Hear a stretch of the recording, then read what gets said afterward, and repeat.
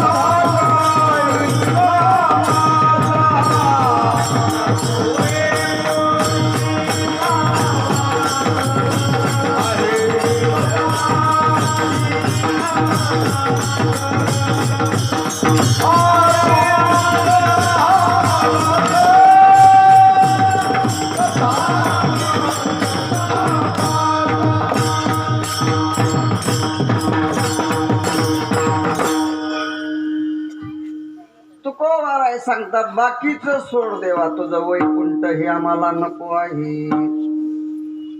तुझ्या देवापाशी असून काय हे मोक्ष देतो आम्हाला, पण आम्हाला मोक्षही लागत नाही. मोक्ष आम्हा घरी. त्यामुळे मोक्ष तुमचा देवा, तुम्ही दुर्लभ तो ठेवा, मला लागत नाही. त्यामुळे देवा मला नकोय. पांडुरंगाने सांगितलं तुम्हाला लागत नाही, पण मला तुम्हाला काहीतरी आज द्यायचं. हे असं आपण यादी करून गेलो तर आपल्याकडे डोळे उघडून बघत सुद्धा नाही. आपण मागायला जातो तर आपल्याला देत नाही. नको म्हणतात त्यांच्या माग लागल्याशिवाय राहत नाही. मी तुम्हाला देणार, तुम्हाला घ्यावं लागेल. 8:45च्या आत घ्यावं लागेल. 8:45च्या आत तुम्हाला काय करावं लागेल? घ्यावं लागेल. बरं म्हणले बाबा, ठीक आहे, तुम्ही देणार आहे देवा मला. हो. तुकोबरायने सांगितलं मी घेतो, पण तू देशील ते नाही. मला जे हवंय ते तुला द्यावं लागेल. आणि मग पांडुरंगाने सांगितलं तुमची आठ मला मान्य आहे.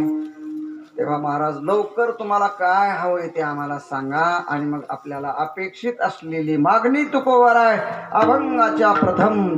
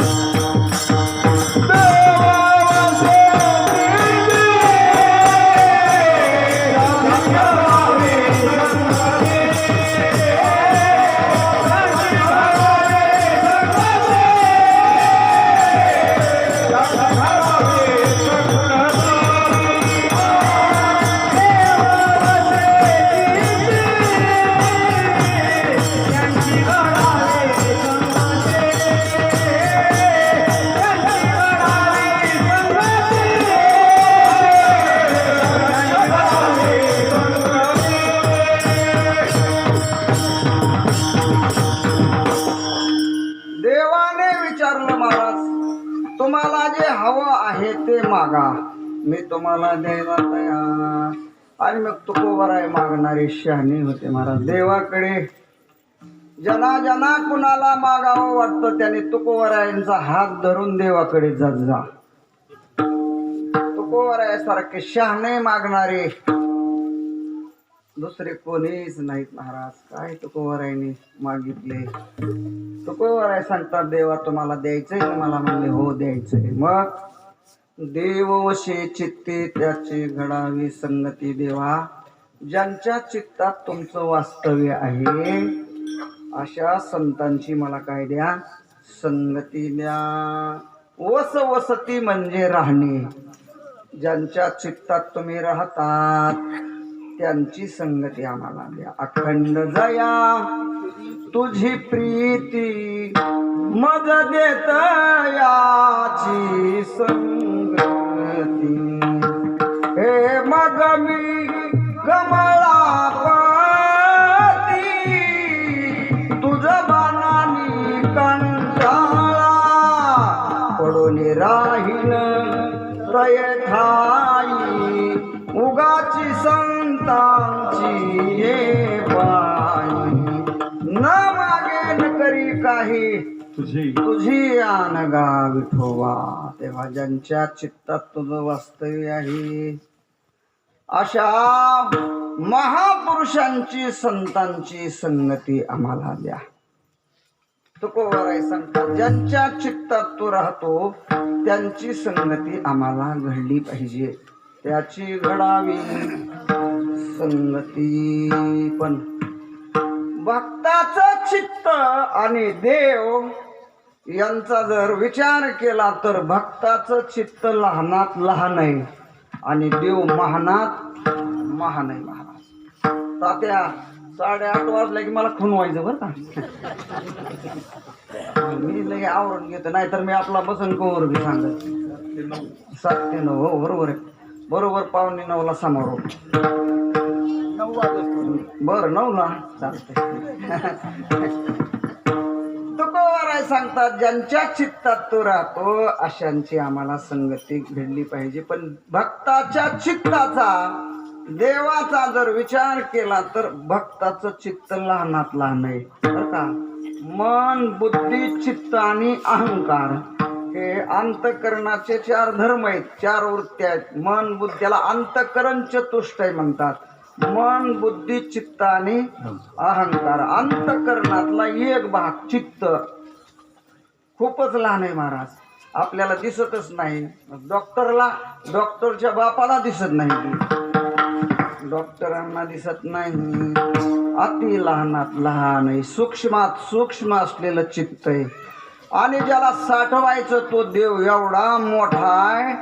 अनंत ब्रह्मांड उदरी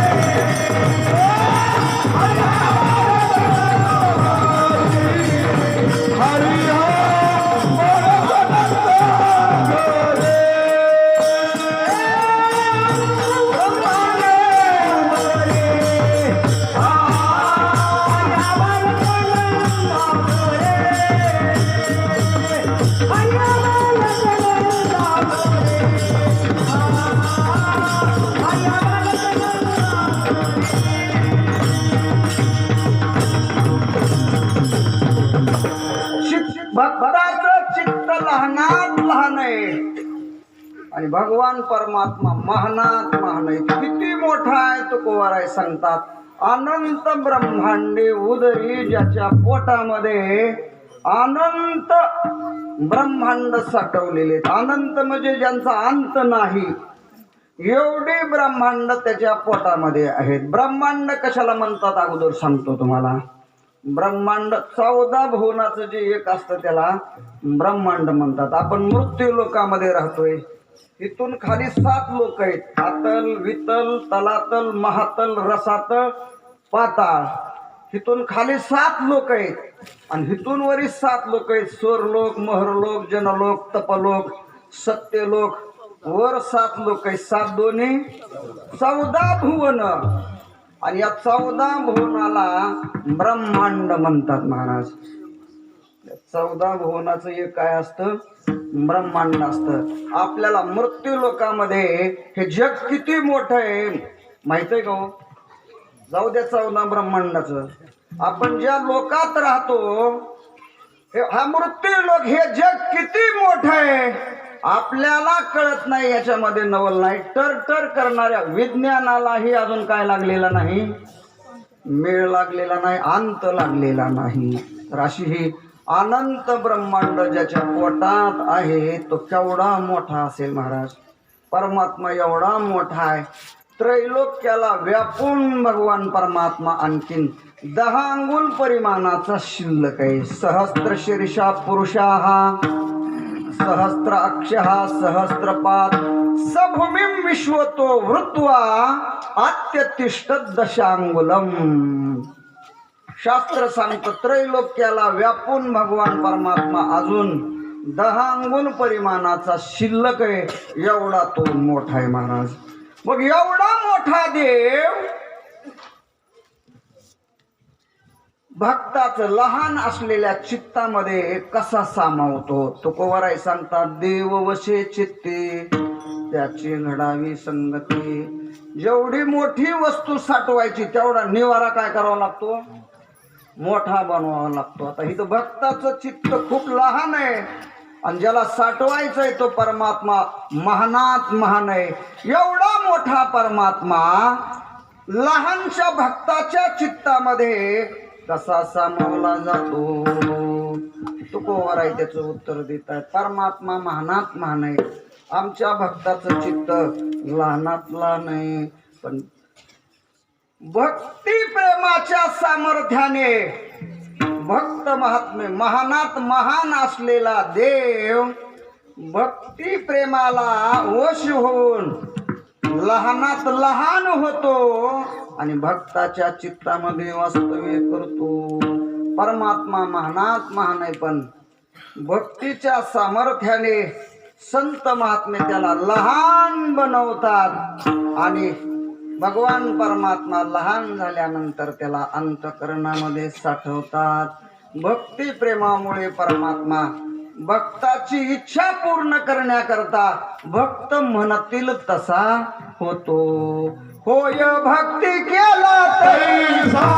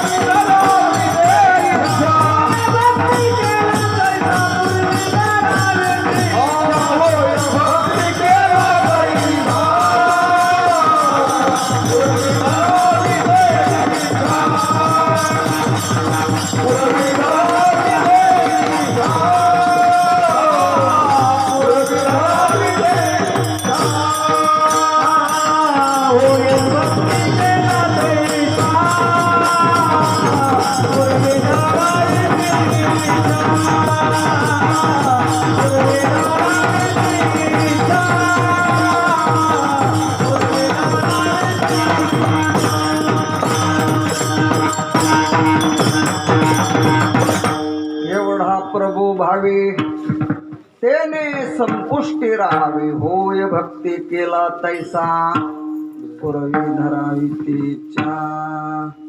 भक्तीच्या सामर्थ्याने तो आकळला जातो. भाव बळी आकळी. महानात महान असलेला परमात्मा भक्ती प्रेमाने आकळला जातो आणि होय भक्ती केला. भक्ताने जसं म्हणावं तसा तो लहान होतो आणि भक्ताची अपेक्षा पूर्ण करतो किंवा भक्ताची अपेक्षा पूर्ण करण्याकरता भक्त महात्मे म्हणतील तसा तो होतो. तसा होतो महाराज तो. भक्ती प्रेमापुढे देवाचं बळ चालत नाही. तुकोबाराय सांगतात पदरी घाली पिळा बाळ निर्भळ साठी काय बाप निर्भळ साठी बाळा. एका कलेक्टरच्या मंडळीने कलेक्टर साहेबांना सांगितलं तुम्ही सगळ्या जगाचा निकाल देता पण 2 तास पोरग सांभाळून दाखवायचं 11 रुपये रोख देते तुम्हाला. तुम्ही 2 तास फक्त काय सांभाळायचं, पोरगं सांभाळायचं. कलेक्टरने सांगितलं जिल्हा सांभाळतो, माझं पोरग मला सांभाळता यायचं नाही का? लागली सांगायला मला. तिने सांगितलं तेच म्हणते मी, तुम्ही जिल्हा सांभाळता मलाही मान्य आहे, पण फक्त माझ्या पश्चात 2 दिवस पिंट्या सांभाळायचा. फक्त 2 तास काय सांभाळायचा, पिंटू सांभाळायचा, पिंटू. आणि मग कलेक्टर साहेब काही समारंभासाठी निघून गेल्या आणि त्या बाळाला घरी ठेवलं. घरी ठेवल्यानंतर लागला ना पिंटू रडायला लागलं. आणि मग त्याच्या बापाने, कलेक्टर साहेबाने त्याला बिस्किट दिलं तरी राहीना, कुरकुऱ्याचा पुडा दिला तरी राहीना, मकाचा बांबू दिला तरी राहीना. आणि मग कलेक्टर साहेबांनी त्या बापाने विचारलं पाहिजे काय? त्याला सांगितलं मला घोडं पाहिजे. मला काय पाहिजे? घोडं पाहिजे. लगेच ते प्लास्टिकचं घोडं समोर आणलं, घातली लाट त्याला. हे असलं नाही पाहिजे ना फायबरचं. मग लाकडाचं घोडं पुढं आणलं. हा, मग कसलं घोडं? ती म्हणले आता तुम्ही घोडं व्हा. तुम्ही काय व्हा? घोडं व्हा. मला तुमच्या पाठीवर बसायचं. कलेक्टरनं मनातल्या मनात चिंतन केलं, जिल्हा सांभाळणं सोपं आहे, कार्ट सांभाळणं अवघड आहे. बायको म्हणते तीच खरं आहे. खरं लेकराचे सेवा, लेकराचे अपराध आईनेच पोटात घालावेत महाराज. आईशी कळवळ्याचे जाती, कलेला भावी न प्रीती, लेकोराचे हित वाहे माऊलीचे चित्त. संतांनी पहिला सन्मान उगा आईला दिलेला नाही महाराज. वेदाने पहिला सन्मान आईला दिलाय, मातृदेव भव, आणि नंतर पितृदेव भव आहे महाराज. कलेक्टर साहेबांनी विचार केला, पंचायत झाली महाराज. आता मुलगा आता काय, लेकराचा हट्ट काय करावा लागतो, पूर्णच करावं लागतं. हे तुम्हाला माहित आहे, आम्हाला नाही माहिती. आणि आपला तुकोबारायांचा गाथा वाचून बोलतोय, हट्ट पूर्ण करावा लागतो. आणि मग कलेक्टरने विचार केला, आता अवघडच आहे. त्यानं सगळा दरवाजा लावला, खिडक्या लावून घेतल्या. कोणी बघितलं तर आबरूचं खोबरच की. कलेक्टर वाकल्याला जर बघितला तर लोक काय म्हणतील. त्यानं सगळ्या खिडक्या बंद केल्या, पडदे लावले, लाईट बंद केली. आणि मग जिल्हा सांभाळणारा कलेक्टर काय झाला, वाकला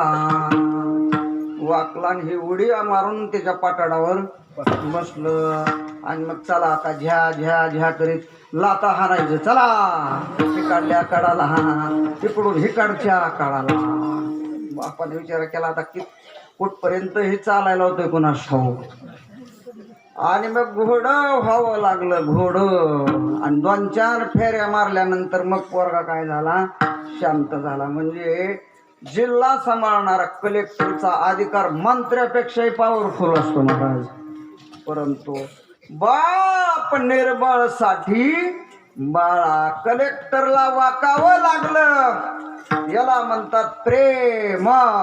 प्रेम. कलेक्टर जसा वागतो तसा जगाचा मालक भक्ती प्रेमाच्या सामर्थ्याने संतांच्या पुढं काय होतो, वागतो. संत म्हणतील तसा तो होतो.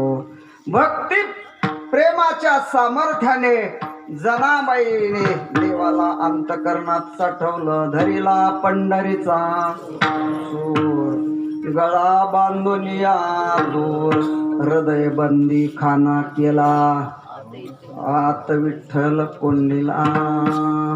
धन्य त्याची माता, धन्य त्याचा पिता, साठविला दाता, त्रैलोक्याचा महावैष्णव मारुतीरायनी भक्ती प्रेमाने रामप्रभूंना अंतकरणामध्ये साठवलं. सूरदास प्रभूने भक्ती प्रेमाने देवाला आत साठवलं. अनेक महात्म्याने साठविला हरी, जिहे हृदय मंदिरी, त्याची सरली यरझार, झाला सफल व्यापार. पुढे गेले काही काटा.